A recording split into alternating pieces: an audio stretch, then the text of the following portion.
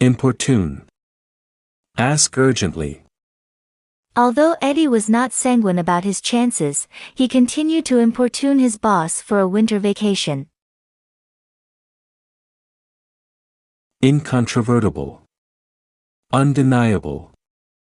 The expert's incontrovertible testimony corroborated the police report. Surreptitious. Stealthy, accomplished by secret. With a surreptitious movement, the meticulous bookkeeper emptied the ashtray. Haven. Place of safety. In inclement weather, our barn is a haven for many animals. Subjugate. Conquer. The dictator used duplicity in order to subjugate his rivals. To take the bull by the horns. To face a problem directly. After several days of delay, the minister decided to take the bull by the horns, and so he sent for the Vandals. A visit to the president. In the winter of 1941, Enrico Fermi and a number of other distinguished scientists importuned President Franklin Roosevelt for authorization to begin an all-out effort in atomic energy research. The scientists were alarmed by incontrovertible evidence of surreptitious German experiments, and they asked for speedy approval. Italian-born Enrico Fermi was the ideal man to lead the atomic research.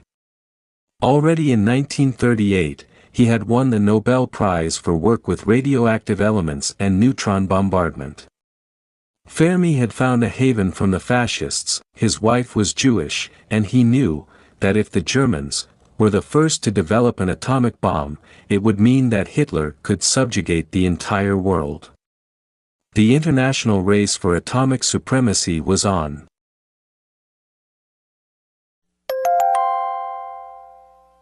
Week 13, Day 2. Ultimate. Final. Gaining better housing for all was the ultimate goal of the zealous reformer. Eventuate. To result finally. A thorough investigation eventuated in a comprehensive report. Emit. To give off. The mayor issued a diatribe against companies whose smokestacks emit poisonous fumes. Subterranean. Underground. After 2 years of confinement in a subterranean dungeon, the prisoner was thin and wan. Viable. Practicable, workable. When the schism in the company was healed, a viable arrangement was worked out. The lion's share. The major portion. Because the salesman was essential to the business, he demanded the lion's share of the profits. The ultimate weapon takes shape. Enrico Fermi designed a device that could eventuate in a chain reaction. It consisted of layers of graphite, alternated with chunks of uranium. The uranium emitted neutrons, and the graphite slowed them down. Holes were left for long cadmium safety rods. By withdrawing those control rods, Fermi could speed up the production of neutrons, thus increasing the number of uranium atoms that would be split, fission. When the rods were withdrawn to a critical point, then the neutrons would be produced so fast that the graphite and cadmium could not absorb them. In that manner a chain reaction would result. Slowly, Fermi's first atomic pile began to grow in a subterranean room at Columbia University. The big question remained, was it viable?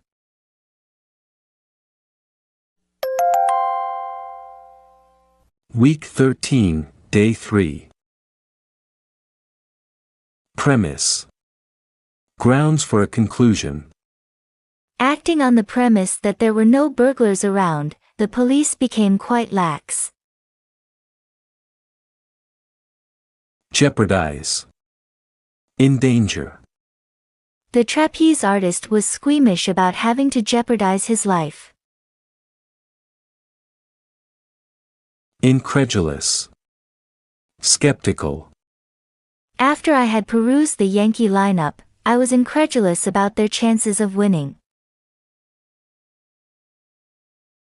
Permeate. To spread through.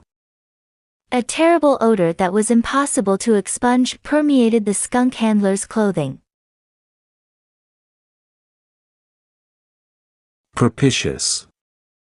Favorable. At a propitious moment, the flamboyant movie star made her grand entrance. Out of the frying pan into the fire. To go from a difficult situation to a worse one. I thought I had escaped, but actually I went out of the frying pan into the fire. The squash court experiment. As the pile grew, so did the entire project. Fermi moved his materials to an abandoned squash court, under a football stadium at the University of Chicago. His pace accelerated, because they were proceeding on the premise that the Germans were close to atomic success. 6 weeks after the pile had been started, its critical size was reached. 3 brave young men jeopardized their lives by ascending the pile, ready to cover it with liquid cadmium if anything went wrong. Almost 50 scientists and several incredulous observers mounted a balcony to watch. One physicist remained on the floor. It was his job to extract the final cadmium control rod. Unbearable tension permeated the atmosphere. Fermi completed his calculations, waited for a propitious moment, and then gave the signal.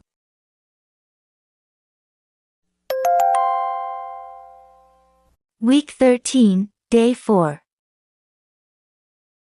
Surmise. Guess.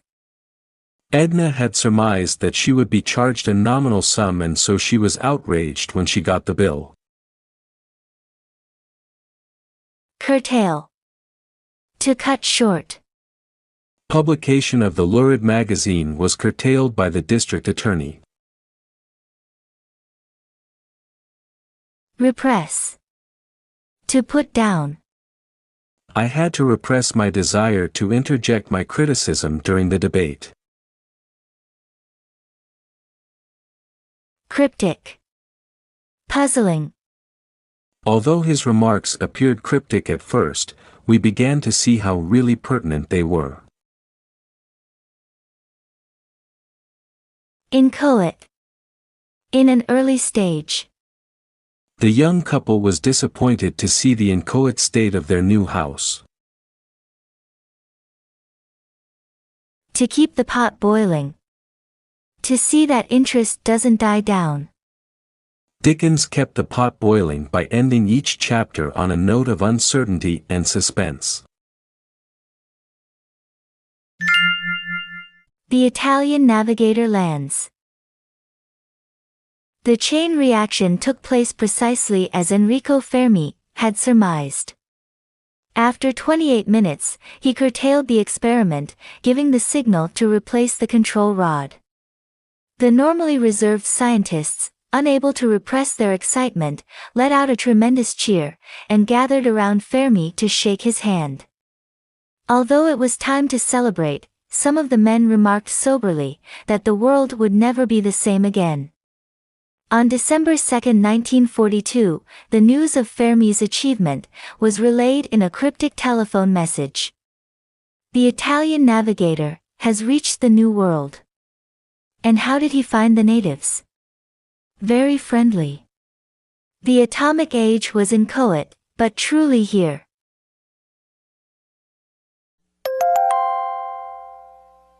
Week 14, Day 1. Aspire. To strive for. I had a premonition that Eli would aspire to the position of captain. Inveigh. Attack verbally. The pickets agreed to inveigh against the law that curtailed their freedom. Nettle. Irritate. Although the comic's quips seemed to be mild, they began to nettle the nightclub's owner. Overt. Open. Overt acts of violence by the prisoner jeopardized his parole. Relegate. Assign to an inferior position. When they tried to relegate the star to a minor role, she was furious. To bury the hatchet. To make peace. After not speaking to each other for a year, they decided to bury the hatchet. Sunday morning at Pearl Harbor.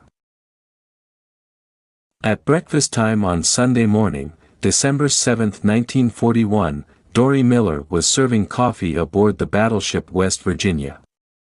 Dorie was black, and the highest job to which he could then aspire in the U.S. Navy was that of messman.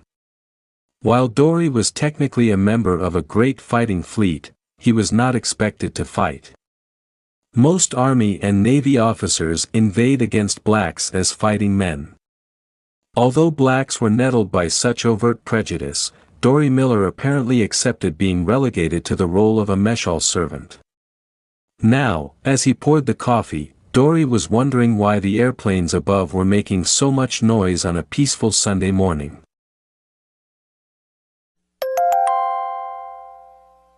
Week 14, Day 2. Supine. Lying on the back. From a supine position, the hunter emitted the animal's mating call. Mammoth. Huge. Mammoth placards announced the opening of the new movie. Repulse. Drive back. Management is sure to repulse any request for increased remuneration. Havoc. Ruin. The virulent plague caused havoc among the populace. Raise. Destroy. Following the revolution, the people razed the subterranean dungeons of the dictator. Philadelphia lawyer. A lawyer of outstanding ability. His case is so hopeless that it would take a Philadelphia lawyer to set him free. The infamous attack. The coffee cups suddenly went spinning, as an explosion knocked Dorie Miller flat, on his back. Jumping up from his supine position, the powerfully built messman from Waco, Texas, headed for the deck. Everywhere that Dorie looked, he saw smoke and mammoth warships lying on their sides. Overhead, dozens of Japanese dive bombers controlled the skies, without a U.S. plane to repulse their attack. The havoc was enormous. Without hesitating, Dorie joined a team that was feeding ammunition to a machine gunner, who was making an ineffectual attempt to protect their battleship from being razed by the torpedo planes. Week 14, Day 3. Lethal. Deadly. The jockey received a lethal kick from the fractious horse. Scurry. Run hastily. Poe's hero watched the rats scurry across his inert body. Incisive. Acute. Our editor castigated the proposal with his incisive commentary. Precipitate. Hasten. A quarrel was precipitated among the relatives after they heard the terms of the reprehensible will. Stereotype. Unvarying pattern. The laconic Clint Eastwood was a stereotype of the strong, silent Western hero. To gild the lily. To praise extravagantly. There was no need for the announcer to gild the lily because we could see how beautiful the model was. The heroism of Dory Miller. Men all around Miller were succumbing to the lethal spray of Japanese bullets. He dragged his captain to safety, and turned back to see that the machine gunner had been killed. Dory took the big gun, and trained it on the incoming bombers. Within the space of 10 minutes, he was credited with destroying 4 bombers while dodging the bullets of their fighter escorts. The enemy scurried away, having struck the incisive blow that precipitated U.S. entrance into World War II. Amidst the dead bodies and the ruined fleet, were the heroes such as Dory Miller. The Navy had told him that he did not have to fight, but he hadn't listened. The Navy had attempted to stereotype him, but Dory changed all that. Week 14, Day 4. Stentorian. Loud. In his customary stentorian tones, the sergeant reprimanded those who thought the army was a haven for incompetence. Singular. Extraordinary. A viable peace was brought about as a result of the diplomat's singular contribution. Valor. Courage. The word surrender is anathema to people of valor. Bias. Prejudice. The bigot's bias precipitated a fistfight. Sinecure. Soft job. The director was ousted from his sinecure when he angered the mayor. To steal one's thunder. To weaken one's position by stating the argument before that person does. I had planned to be the first to resign from the club, but my cousin stole my thunder. For distinguished devotion to duty. Some months later, Dory Miller was serving on an aircraft carrier when Admiral Chester Nimitz, the commander of the Pacific Fleet, came aboard to preside over a special awards ceremony. In stentorian tones, the Admiral presented Miller with the prestigious Navy Cross, commending him for a singular act of valor and disregard for his own personal safety. Miller's heroism helped to shatter the bias against African Americans in the armed forces. Although he could have accepted a sinecure at a U.S. naval base, Dory chose to remain in the combat zone, where he was killed in action in December 1943.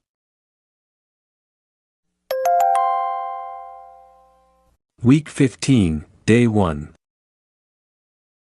Complicity. Partnership in wrongdoing. Proceeding on the premise that the broker was guilty of complicity in the swindle, the detective followed him surreptitiously. Liquidation. Disposal of, killing. After the liquidation of the gang leader, a mammoth conflict arose among his ambitious lieutenants who aspired to be boss. Accomplice. An associate in crime. Although he was judged as a minor accomplice, the driver had actually played an integral part in planning the crime. Recant.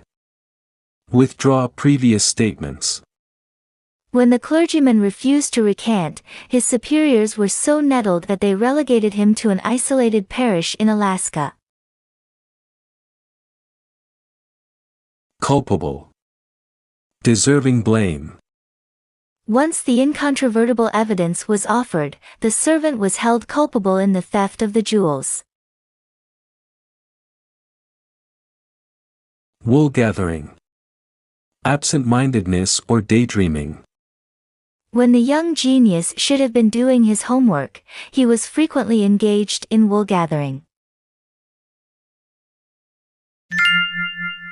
Danny Escobedo goes to jail. In 1960, a young Chicagoan, Danny Escobedo, was given a 20-year jail sentence for first-degree murder. Danny had confessed to complicity in the killing of his brother-in-law, after the police had refused to allow him to see his lawyer. Actually, Danny was tricked into blaming a friend for the liquidation of his sister's husband, thereby establishing himself as an accomplice. Despite the fact that Danny later recanted his confession, he was found culpable and jailed. Danny had been stereotyped as a hoodlum, and nobody raised an eyebrow over the hapless felon's troubles.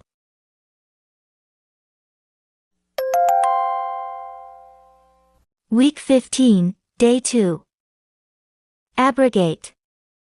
Abolish. The wealthy uncle decided to abrogate his inane nephew's sinecure. Alleged. Reported, supposed. It is symptomatic of some newspapers that an alleged criminal is regarded in print as guilty. Access. Admittance. Once the druggist had been duped into opening the store, the addict gained access to the pep pills. Invalidate. To deprive of legal force, to nullify. The general was sure to invalidate the court-martial's decision once he learned of the flagrant bias of the presiding officer. Preclude. Prevent. The manager was distraught when he realized that the slugger's sickness would preclude a World Series victory.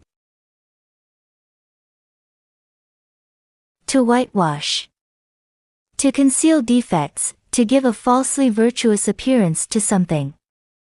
Although a committee was appointed to investigate the corruption, many citizens felt that their report would be a whitewash of the culprits.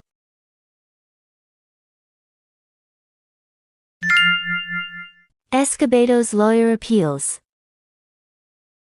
Barry Kroll, a Chicago lawyer, took an interest in Danny Escobedo's case. Kroll felt that his client's rights under the Constitution had been abrogated. Since the alleged accomplice, Escobedo, had been denied access to an attorney, Kroll asked the courts to invalidate the conviction. He proposed that lawyers be entitled to sit in when the police question a suspect, but the Illinois courts rejected that on the grounds that it would effectively preclude all questioning by legal authorities. If such a law were upheld, the police felt that it would play havoc with all criminal investigations.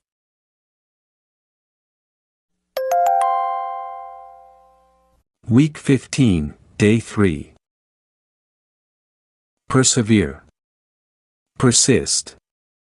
If we persevere, we can overcome many of our inhibitions. Landmark. Historic, turning point of a period. The Battle of Midway was a landmark victory in the U.S. campaign for ultimate victory over the Japanese in World War II. Extrinsic. Foreign, coming from outside. Collectors avidly sought the rare coin for its extrinsic value. Declaim. Speak loudly. I knew that my father would declaim against mother's choice of ostentatious fabrics. Fetter. To hamper. The senator inveighed against the policy because he felt it would fetter our Air Force. To break the ice. To make a start by overcoming initial difficulties. The auto salesman had a poor week, but he finally broke the ice by selling a fully equipped Cadillac. An historic Supreme Court ruling. Lawyer Kroll persevered in his defense of Danny Escobedo. The case was argued before the Supreme Court, and in 1964, in a landmark decision, the court reversed Danny's conviction. Legal aid, said the judges, must be instantly available to a suspect. A system of law enforcement, that comes to depend on the confession, one justice declared, will, in the long run, be less reliable than a system that depends on extrinsic evidence, independently secured through skillful investigation. A justice who declaimed against the decision said, however, I think the rule is ill-conceived, and that it seriously fetters perfectly legitimate methods of criminal enforcement.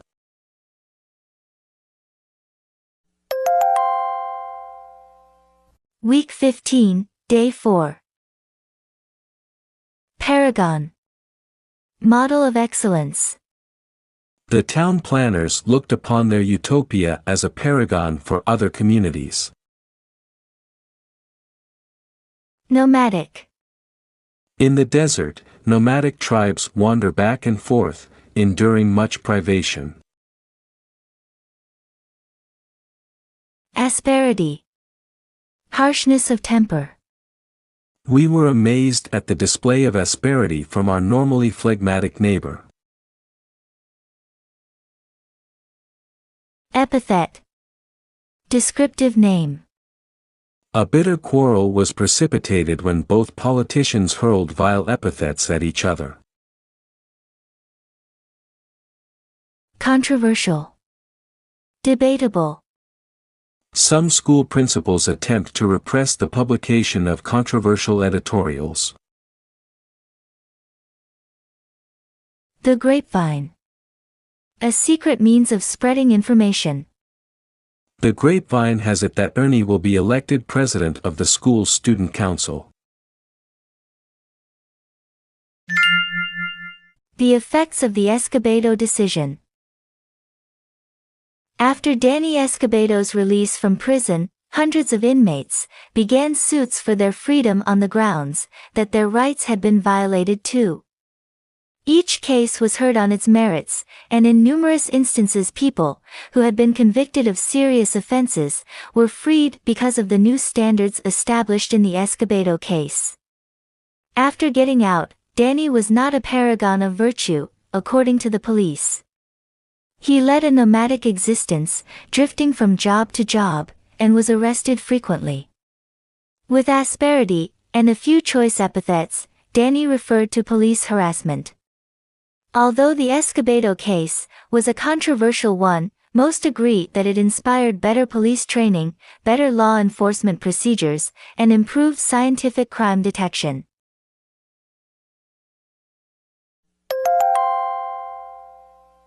Week 16, Day 1.